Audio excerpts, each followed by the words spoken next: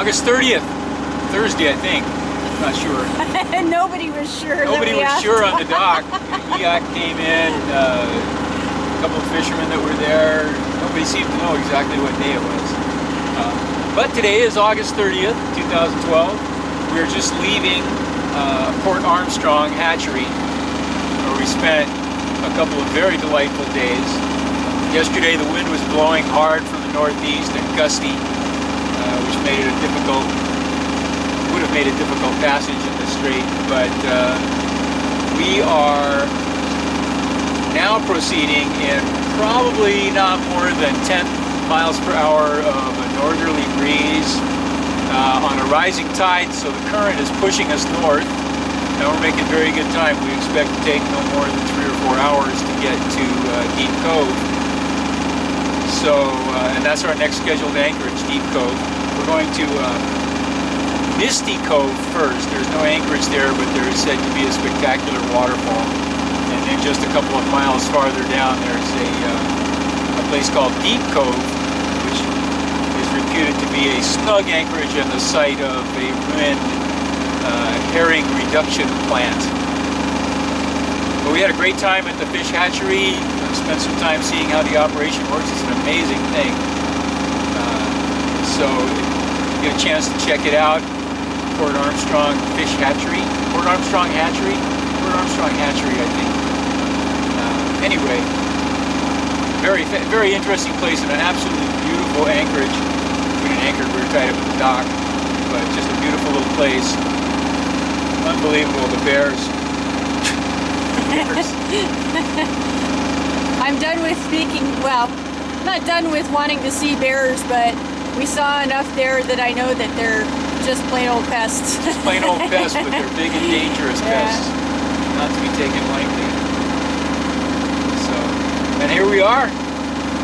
Wild southeast Alaska. I mean, you get a sense of just how remote this is when you realize that people have to have their groceries mailed to them from Sitka on the once or twice a week scow that comes around, the supply scow that comes around. Yeah, I didn't get a shot of Eak when she came in this morning, but she tied up alongside the pier and they were offloading fish food and cases of beer and food for... Yeah, I helped unload some stuff, you know. Haven't done any work like that in a long time. But they had to... Misty Cove, can't wait. It's supposed to be really pretty. Yeah. So that's where we're headed. Misty Cove should be just beyond those snow-capped mountains up there. Somewhere. Huh? Up there in the north. Stay in close.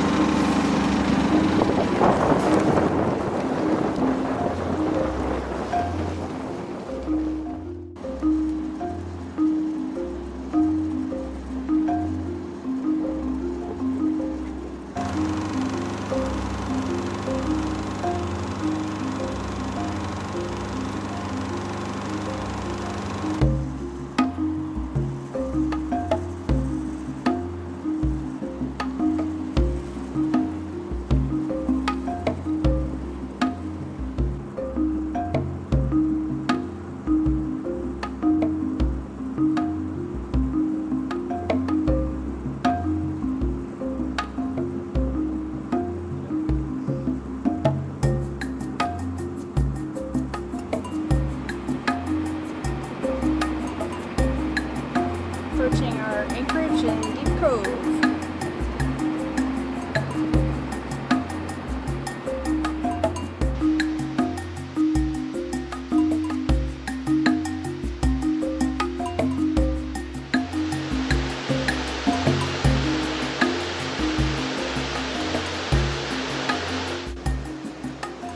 Well, today is August 30th.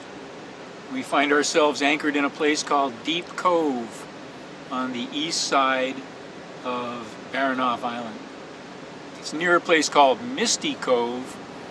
We ducked in there and there were several fishing boats and some fishermen on the shoreline just going after those salmon. They were fishing, but according to them, they weren't catching. And nobody had a good word to say about the catching. Yeah, it's funny after watching the bears just reach in the water and scoop big fish out, you know, over it, just around the corner at Port Alexander. But so anyway, we're here at Armstrong. Port Armstrong. Yeah, I mean the bears there, they just walk along the shoreline and every once in a while reach down and scoop up a big fish. So here we are. We're at the bottom of this waterfall. It's really cool, and we're anchored. It's called Deep Cove. We went way back in close to the head of the bay, near the waterfall. Dropped the anchor in about 30 feet on a shelf, and then backed off. And there's, I don't know how deep it is under us. I thought you said 50 feet. Well, it's at least 50 feet because our 50-foot lead line didn't find the bottom. Ah. Well, we were advised to anchor at the head of the falls because the current from the falls pushes you out and keeps you in deep water. Not like we're Puffin Bay. Puffin Bay, we anchored on the shelf, but the wind and stuff pushed us right around. We were in 5 feet of water for most of the night, I think, there. But we weren't touching the bottom. This is an attitude adjustment, this whole Alaska thing, anchoring in these little bays, and because they're really deep. And then all of a sudden at the head of the bay there's a little bit of a shelf, maybe, not all of them. Sometimes. At this one here, there's the ruins of a herring reduction plant, or at least it's supposed to be the ruins of a herring reduction plant right over there. We don't see any sign of it, but I think you'd have to get out and hike around a little bit. But you'd find we're not stuff. going to do that. No, find stuff. Haven't seen any salmon in the water, so I don't think there's a stream here, but still. Well, there's a stream, but there's no salmon. I don't know what that is over there, though. That looks like a salmon stream of some sort. So, anyway, we're not going to get out and walk around. We're not going to get out and walk around. I agree. We're just going to spend the night here, and then we're going to head north again to Red Bluff Bay and maybe stop. We're going to tuck in at Gut Bay first. Try to tuck in at Gut Bay and take a look there. There's supposed to be some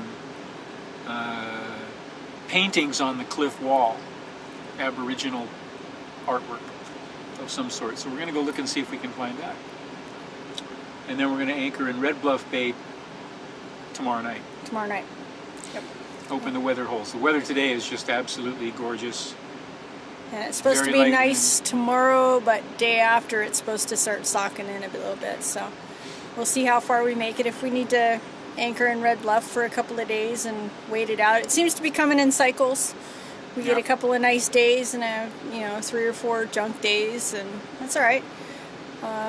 We should be in Petersburg in another week and a half, maybe. 2 weeks. 2 weeks. I don't mind hanging out here for a couple of days if we feel like it. I know you're getting a little anxious to get down to either Wrangell or Petersburg. I just want to know where we're going to be for the winter. For the winter. If we have to rule those places out, I want to know about it as soon as possible. Yeah, true enough. But it sure is nice getting to know these little places. This is just stunningly beautiful. There's hundreds of them. We've only just not even scratched the surface. We've only just begun. We've only been on one island. Yeah. Of the hundreds of islands that there are here in southeast Alaska, we're at the very, we're still at Baranof. We've just gone down, starting halfway down. We've gone around the corner and up. Yeah. And just barely. And every place we've stopped has been just each place wilder and more beautiful and more secluded than the last. I mean, we hit Port Alexander's little fishing village with how many people? 30, 35. 30 maybe. Yeah. And then Port Armstrong, there's 10 year-round residents and 4 seasonals or something like that. Yep. And we passed a couple of places where there are people living too. Lucy and what was the other one? Oh, Lucy and Walter. Lucy and Walter Bay. Port Lucy and Port Walter have people living in there and stuff going on. I mean, we saw a house with a flagpole and a flag. Yeah. There, one of them, I don't know which one it was. It's pretty remote if you have to live here, because Boat or plane. Boat or plane, no roads. So we just finished lunch, and we're gonna sit and watch the wildlife and just gonna relax and check things get out. moving tomorrow. Yeah.